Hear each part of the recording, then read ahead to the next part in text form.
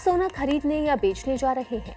अगर हाँ, तो पहले टैक्स के नियम समझ लें, वरना आपको बड़ा नुकसान हो सकता है। दरअसल जुलाई 2024 में कैपिटल गेन में बदलाव हुआ था, जिसके बाद फिजिकल गोल्ड हो, ईटीएफ हो या फिर सॉवरेन गोल्ड बॉन्ड हो या फिर दादा नानी से मिला सोना हो, इस तरह के गोल्ड पर कोई ना कोई टैक्स जरूर लगता है।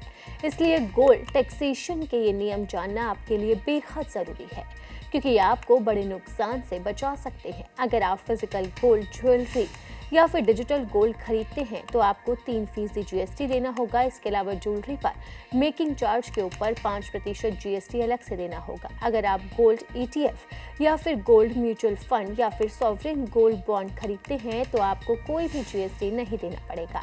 अगर आप सोना इंपोर्ट करते हैं तो 6% कस्टम ड्यूटी देनी होगी। विरासत में मिला सोना पूरी तरह टैक्स फ्री है, यानी कि भारत में इनहेरिटेंस टैक्स नहीं है।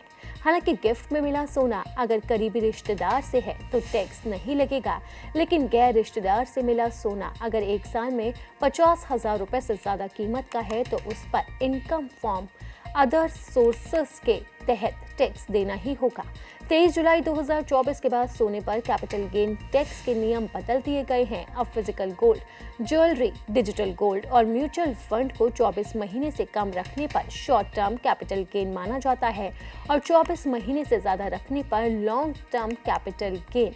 गोल्ड ईटीएफ के लिए एलटीसीजीएस 12 महीने से ज्यादा होल्ड करने पर लागू होता है। एसटीसीजीएस पर अपनी इनकम स्लैब के हिसाब से टैक्स लगता है, वहीं एलटीसीजी पर इंडेक्शन के बिना 12.5% टैक्स लगता है। सेक्शन 54F के तहत सोने की बिक्री से होने वाले एलटीसीजी पर टैक्स छूट मिल सकती है अगर पूरी बिक्री की रकम निर्धारित समय में एक रेजिडेंशियल प्रॉपर्टी खरीदने में लगा दी जाए।